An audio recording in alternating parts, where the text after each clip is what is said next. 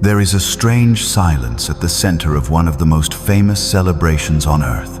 Every year, the world stops for Christmas. Lights appear, songs return. Entire nations move around a single date, December 25th. It feels fixed, ancient, untouchable. And yet, when you go back to the biblical texts themselves, that certainty begins to crack. Because the Gospels tell us where Jesus was born. They tell us who ruled at the time. They tell us who came looking for him. They even leave behind scattered clues about politics, travel, priestly service, the night sky, and the season. But they never plainly give the date. And that is where the mystery begins. Not in legend, not in tradition, but in the gap between what the world celebrates and what the text actually says. So the real question is not simply whether Jesus was born on December 25th. The real question is this: if the Bible never says it, then why did history choose that day?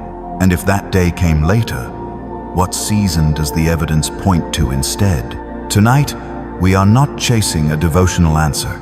We are tracing a historical tension. A tension between scripture, empire, calendar making, tradition, and interpretation. Because the deeper you go into this subject, the more you realize this is not just about one date. It is about how history is built, how symbols take root, how faith and power sometimes overlap, and how one child's birth became so important that even the argument about when it happened has lasted for centuries. And once you see the clues side by side, the familiar image of Christmas may never look the same again. So let's begin with the most uncomfortable fact. December 25th is not named in the Gospels. That does not automatically prove the date is wrong, but it changes the burden of proof.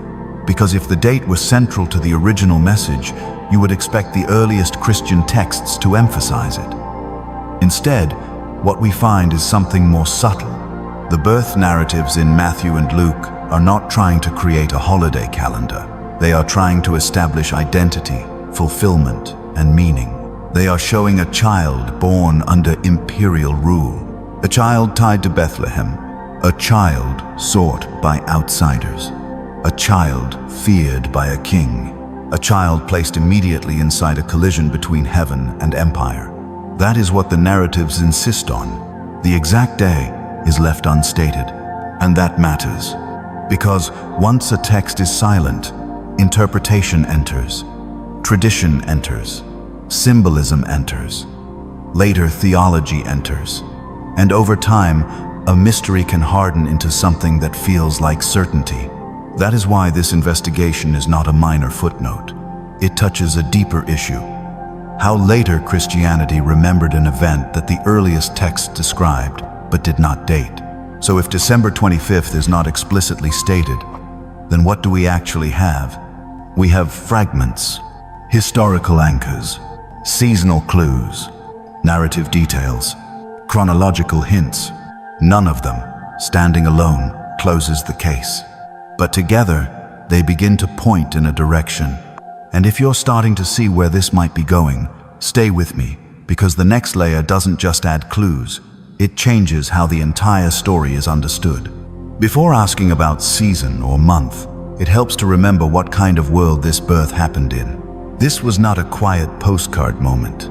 This was Roman territory, a taxed land, a monitored land, a land where decrees traveled downward from rulers who never walked its roads. Luke places the nativity against the backdrop of a census connected to Caesar Augustus. That is not decorative detail. It signals administration, movement, registration, imperial pressure. The birth of Jesus is framed, from the start, inside a system of control, and that changes how we read the story. Because once a census is involved, this is no longer only about theology. It becomes logistical, seasonal, practical. Would a vast imperial registration be scheduled during the worst travel conditions? Would people be pushed onto muddy roads in harsh weather if that could destabilize compliance? Would Rome choose the most difficult season for large-scale movement? Some argue no, and that argument is one of the first major reasons many readers doubt a winter birth. That does not settle everything. Ancient governments were not always humane, but even harsh empires still cared about order. A badly timed decree could create resistance, delay, and chaos. So right away, the birth story moves out of sentimental territory and into strategic territory. This is one reason the debate has lasted so long. The clues are embedded in ordinary details: roads, weather, travel, administration, shepherding, temple rotation. The text does not shout the answer. It leaves traces. And one of the clearest traces may not be the stable at all, but the journey itself. Joseph and Mary travel from Nazareth to Bethlehem because of the census setting described in Luke. That is not a short village walk. It is a serious journey. And here the question becomes brutally simple. What kind of season makes that trip plausible for a woman near the end of pregnancy? If the conditions were cold, wet, and unstable, the journey becomes much harder to imagine. If the roads were more passable and the weather milder, it becomes more plausible. This is why many interpreters treat the travel itself as indirect evidence against a December setting. Not because winter travel was impossible in every case, but because it seems poorly suited to the kind of movement the narrative describes. And that matters for retention in the story too, because it reframes the nativity from a static image into a dangerous relocation. Not a still painting, a pressured movement. Not comfort, exposure, not ceremony, strain. The more realistic the road becomes, the less romantic the scene looks. And that is where the story grows stronger, not weaker. Because a child born under those conditions feels less like a decorative tradition and more like an arrival inside hardship. But the road is only the first clue. What happens that night may be even more revealing, especially one detail that has been debated for generations. Shepherds are in the fields at night, watching their flocks. Most people hear that line and move on. But historically, it becomes a pressure point. Because if shepherds are outdoors at night with their flocks, what does that suggest about the time of year? According to one line of interpretation, it suggests milder conditions than late December would usually bring in that region. If the nights were cold and rainy, flocks would more likely be sheltered. If the weather was more favorable, night watch in the open field becomes easier to understand. This is not absolute proof. It is a probability argument. And that distinction matters. Too many retellings speak as if one clue solves the whole mystery. It does not. What the shepherds give us is not certainty. They give us pressure against a winter assumption. That pressure grows stronger when combined with the travel question. And the shepherds matter for another reason too. In the birth narrative, the first public audience is not elite. It is not priestly. It is not royal. It is not politically powerful. It is socially low, marginal, unimpressive. That narrative choice is not accidental. The birth story is already overturning hierarchy. Rome counts bodies. Herod guards power. Priests hold status. But the first announcement goes into the dark, to men outside. That inversion is part of the story's force. And it creates one of the most compelling documentary angles in the entire account. The birth of the most consequential figure in Christian history is announced first, not in a palace, but in a field. Theologically, that is powerful. Narratively, it is unforgettable. Historically, it may also hint at season. Then the story widens beyond earth. Because after the road and the field, the sky enters the argument. The Star of Bethlehem is one of the most famous images in Christian imagination. It is also one of the hardest to classify. Matthew describes wise men from the east responding to a celestial sign associated with the birth of the King of the Jews. That alone opens a field of competing interpretations. Was it an astronomical event? A theological symbol? A miraculous sign? A blend of natural phenomenon and supernatural meaning? Different readers answer differently. Some propose a planetary conjunction. Some point to ancient reports of a guest star. Some see the narrative as impossible to reduce to astronomy because the sign seems to guide movement in a way ordinary celestial objects do not. And this is where careful writing matters. A documentary-style script should not pretend there is scholarly unanimity where there is none. So the strongest way to handle this is not to overclaim. Say what the clue does do. It places Jesus' birth inside a time frame that many interpreters connect with the final years before Herod's death. It also signals that the birth was being read not only locally, but cosmically. The event is framed as something the heavens themselves announce. That makes the star important, even if its exact nature remains debated. And there is another layer. The star does not just attract wonder, it triggers danger, because in Matthew's account, the sign reaches Jerusalem through foreign visitors, and their question detonates in the court of Herod. Where is the newborn king? That is not a harmless question in a paranoid regime. In that setting, it could easily have been perceived as a threat. For a ruler like Herod, it could have sounded like the beginning of a succession crisis, a political insult disguised as inquiry. So the star is not merely symbolic light. It becomes the element that may have turned a private birth into a public danger. And once Herod reacts, the timeline sharpens. If you want to narrow the year of Jesus' birth, Herod matters. Why? Because the birth must happen before Herod dies if Matthew's account is to remain chronologically intact. And the transcript you provided leans on the widely used historical marker that Herod the Great died in 4 BC. That creates a significant implication.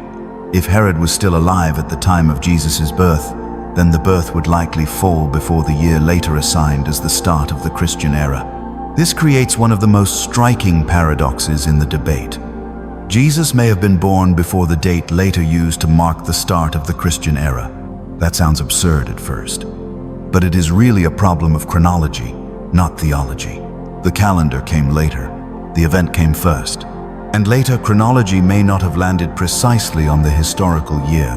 That gap is often tied to the monk Dionysius Exiguus and the dating system that eventually shaped the calendar tradition described in the transcript. Again, the strongest phrasing here is careful phrasing, not "this proves everything."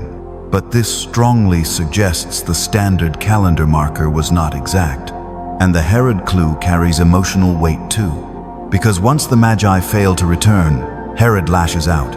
Matthew's massacre account is framed around children 2 years old and under. That detail has long been read as evidence that the appearance of the star and the birth were not necessarily compressed into a single night scene the way later art often imagines.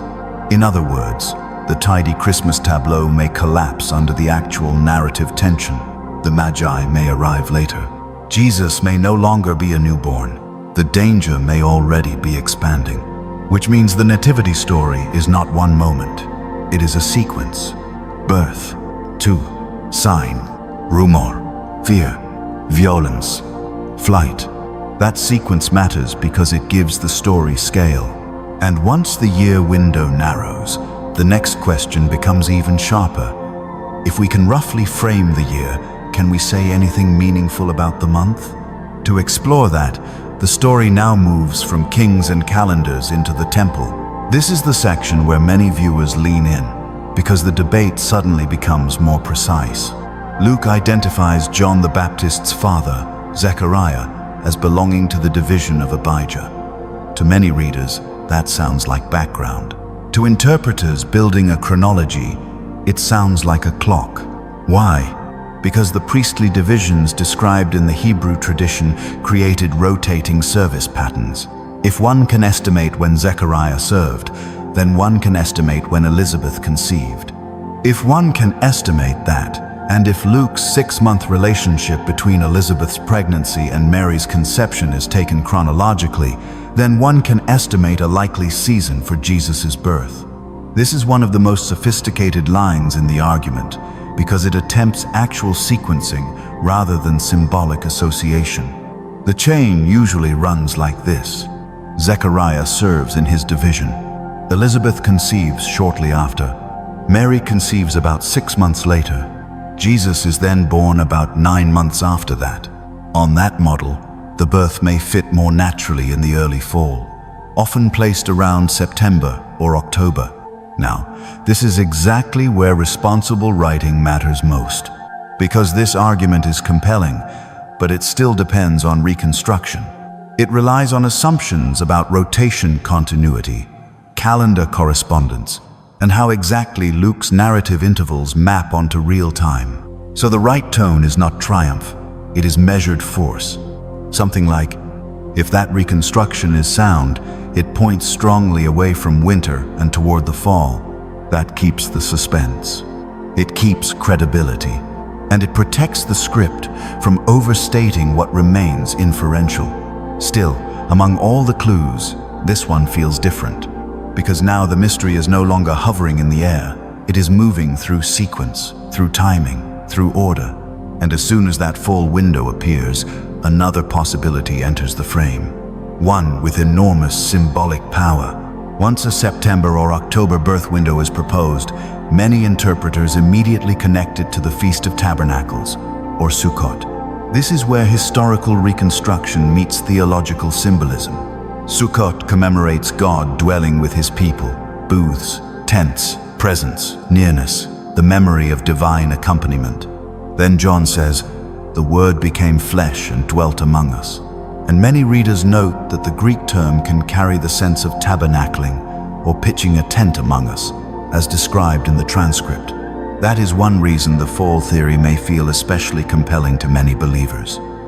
Not because the feast proves the date, but because it creates a remarkable resonance. God with us, dwelling among us, tabernacling among us. A birth possibly aligned with the feast about divine presence. It is elegant, theologically rich, narratively magnetic. And yet this is exactly where a strong documentary script should stay disciplined, because symbolic fit is not the same thing as historical proof. A date can feel perfect and still remain unconfirmed. So the strongest form of this argument is comparative. If the chronology points toward fall, then Sukkot becomes a compelling interpretive backdrop. If the chronology does not hold, then the symbolic connection still remains meaningful, but not decisive. That distinction makes the script stronger, not weaker. It tells the audience you are not trying to force certainty where the evidence remains layered. And layered is the right word here. Because the case against a fixed December birth is built not from one giant revelation, but from cumulative tension. Travel seems difficult in winter. Shepherds outdoors suggest milder conditions.